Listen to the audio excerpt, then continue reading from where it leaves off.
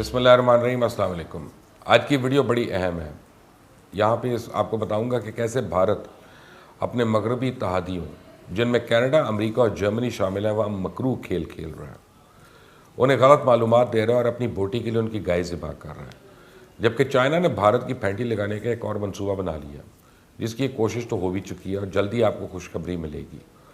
اور مودی کا جنگی جنون اس کو سکون نہیں لینے دے رہا اور اس نے لداخ میں ایک سرنگ بنانے کا منصوبہ شروع کر کے دوبارہ امن برباد کرنے کی ٹھان لی ہے۔ کیا مودی کا جنگی جنون خطے کو جنگ میں دھکیل سکتا ہے؟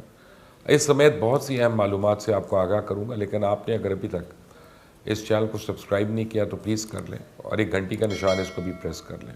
انڈیا جو ہمیشہ ہی ڈبل گیم کرنے میں ماسٹر رہا ہے، لیکن اب وہ مشکل میں پھنس چکا ہے۔ امریکہ میں ابھی تک افغانستان میں شکست کا ماتم چل رہا ہے، جبکہ بھارت میں بھی اسی حوالے سے پریشانی ہے۔ بھارت کو پہلے چائنا کا خوف ستا رہا تھا، لیکن اب اسے طالبان کا سوچ کے نیند نہیں آ رہی۔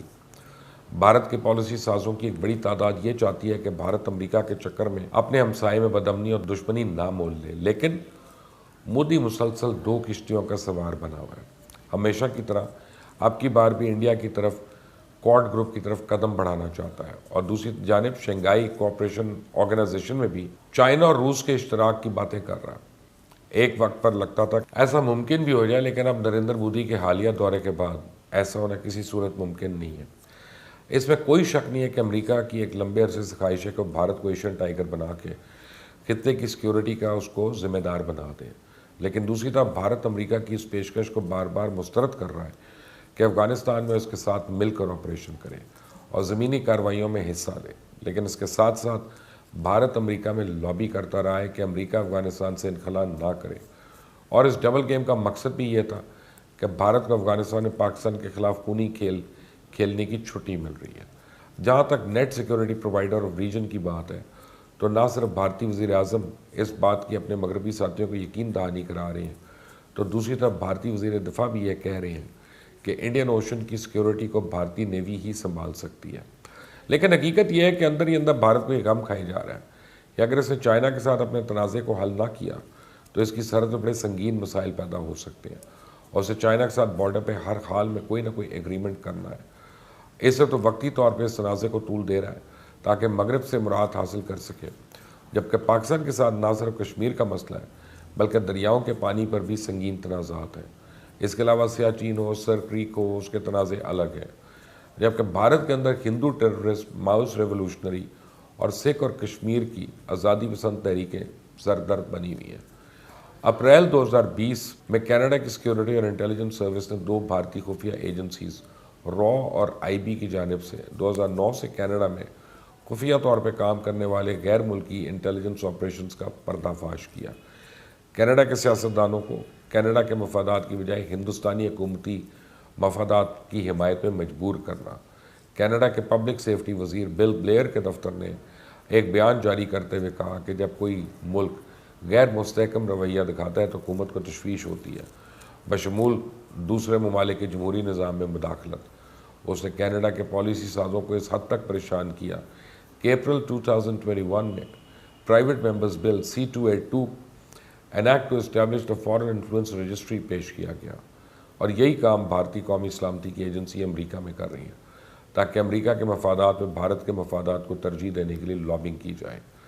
امریکہ کو افغانستان میں پھنسائے رکھنا، پرامن حل سے دور اور دیگر غیر ضروری کاموں میں پھنسائے رکھنا شامل ہے۔ ابھی بھی تجزیہ کار یہ کہہ رہے ہیں کہ پاکستان کے ساتھ مل کر افغانستان میں کام کرنے کی بجائے اس سے تعلقات اور پابندیوں کا ڈرامہ کسی بھی لحاظ سے کوئی عقل کا فیصلہ نہیں ہوگا، لیکن پاکستان کو نقصان پہنچانا بھارت کے حق میں ہے۔ اس لیے امریکہ میں اثر رسوخ استعمال کیا جا رہا ہے۔ اس کا اندازہ اس وقت ہو گیا تھا جب امریکن سیکرٹری آف اسٹیٹ سے بریفنگ کے دوران پاکستان کی برائی بھارتی سفیر کا ذکر اور بھارت کی تعریفوں کے پل بنائے گئے۔ صرف یہ کیس نہیں بلکہ جرمنی میں 4 لوگوں کو سزا ہو چکی ہے کہ بھارت کے ایجنٹ کے طور پہ کام کر رہے تھے۔ ڈس انفو لیب اس کی زندہ مثال ہے۔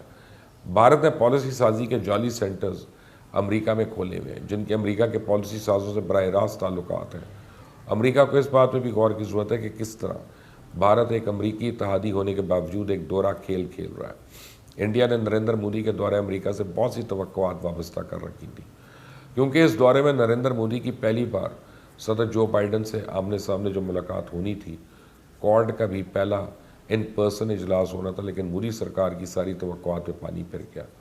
جو کچھ سوچا جا رہا تھا اس دورے کے دوران بالکل بھی ویسا نہیں ہوا، اور یہ مودی سرکار کی اپنی نیت کا پھل ہے، کیونکہ جس طرح وہ تمام جانب ڈبل گیم کرنے کی کوشش کر رہا تھا تو اس کو سمجھ لینا چاہیے تھا کہ حالات بدل چکے ہیں۔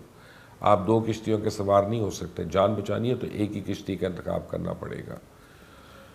وہ کہتے ہیں نا سیاڑا کا گوئیں ڈگے، تو بھارتی وزیر اعظم امریکہ کے ہاتھوں بری طرح استعمال ہوئے۔ خود بھارتی میڈیا کی رائے میں بھارت کی جانب سے اس دورے سے پہلے اور اس دورے کے دوران چائنا کے خلاف جتنا زہر اگلا گیا، اس کے بعد اب آنے والے دنوں میں بھارت کو چائنا کے ہاتھوں مزید ٹھکائی کا سامنا کرنا پڑ سکتا ہے، بالکل ویسے ہی جیسے 2020 میں ہوا تھا۔ ایک نئی خبر منظر عام پہ آئی ہے۔ تمام بھارتی میڈیا نے رپورٹ کیا کہ 100 سے زیادہ چائنیز فوجی بھارتی ریاست اتراکھنڈ کے متنازع علاقے بارہوتی میں گھوڑوں پہ 5 کلومیٹر تک اندر آ گئے، اور اتنی تعداد میں فوجوں کے اندر آنے کا مقصد شاید بھارت کی دوبارہ دھلائی کرنا تھا۔ خود بھارت کے سنجیدہ حلقوں کے مطابق کوڈ سمٹ کے حوالے سے بھارت نے غیر ضروری پھرتیوں کا مظاہرہ کیا۔ پھر دلی کو یاد تو رکھنا چاہیے تھا کہ امریکہ، آسٹریلیا اور جاپان کی سرحدیں تو بھارت سے نہیں ملتی، لیکن بھارت کی طویل ترین سرحد چائنا سے ملتی ہے۔ لہٰذا اگر چائنا کی جانب سے کوئی رد عمل سامنے آیا تو اس کا خمیازہ صرف بھارت کو بھگتنا پڑے گا۔ کوڈ گروپ میٹنگ پر ویسے چائنی وزارت خارجہ کے ترجمان کہہ چکے ہیں کہ جھوٹ اور الزامات کی بنیاد پہ سفارتکاری بالکل بھی تعمیری نہیں۔ معاشی زبردستی کی جائے پیدائش اور صدر دفتر واشنگٹن میں ہے۔ پہلی بات، چائنا دھمکیاں نہیں دیتا، نہ ہی تجارتی پابندیاں لگاتا ہے۔ دوسری بات، چائنا اپنی حدود سے تجاوز نہیں کرتا، اور تیسری بات، چائنا مختلف ممالک میں کمپنیوں کو بلا وجہ دباتا نہیں۔ کسی بھی صورت میں معاشی زبردستی کا الزام چائنا پہ نہیں عائد کیا جا سکتا۔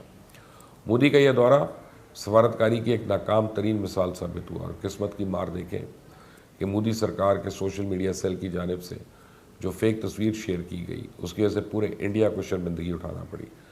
اب کیونکہ مودی خود دیکھ آیا ہے کہ امریکہ کی حکومت ان سے خوش نہیں ہے، وہ ان کی محبت میں چائنا کی برائیاں کر کے ان سے بگاڑ کر چکے ہیں، تو اب تو خود ایک نئی لڑائی کے لیے تیاری کر رہے ہیں، اور اس مقصد کے لیے مودی سرکار نے لداخ اور مقبوضہ کشمیر میں ایک نیا پروجیکٹ شروع کر دیا۔ بھارتی حکومت اب مقبوضہ کشمیر میں واقع ہمالیہ کی پہاڑوں میں سرنگیں تعمیر کر کے، مختلف پل بنا کے مقبوضہ کشمیر اور لداخ کو آپس میں ملانے کی کوشش کر رہی ہے، اور اس منصوبے کو اسٹریٹجک سرنگ کا نام دیا گیا ہے، اور اس پروجیکٹ پر سینکڑوں افراد کام پر لگائے جا رہے ہیں تاکہ اگلے انتخابات سے پہلے یہ منصوبہ مکمل ہو سکے۔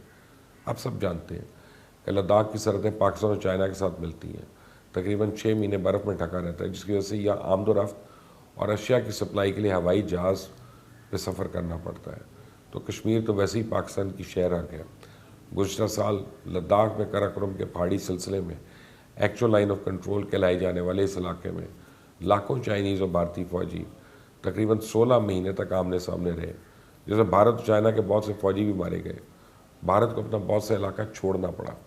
اب یہ سرنگ تعمیر کر کے بھارتی فوج اپنی فوج لداخ کے علاقے تک آسان رسائی تک دینا چاہتی ہے، تاکہ ان کو لاجسٹک سہولیات بھی بہتر فراہم کی جائیں۔ لیکن اس طرح کے منصوبوں پہ کام کرنے سے پہلے انڈیا کو جان لینا چاہیے کہ امریکہ تو اب نہ جانے انڈیا سے خوش ہوگا یا نہیں، کیونکہ ویسے امریکہ تو کوڈ گروپ کے بعد آسٹریلیا اور برطانیہ کے ساتھ نیا دفاعی معاہدہ کر کے خود ہی کوڈ گروپ کو کم اہمیت کا کر چکا ہے، لیکن اب چائنا کے ساتھ انڈیا کے تعلقات جو خراب تھے ان میں مزید بگاڑ پیدا ہوگا، اور انشاءاللہ وہ مزید دلدل میں دھنستا جائے گا۔ آپ اپنی اس میں رائے ضرور دیجیے گا۔ انٹل دی نیکسٹ ٹائم، اللہ حافظ۔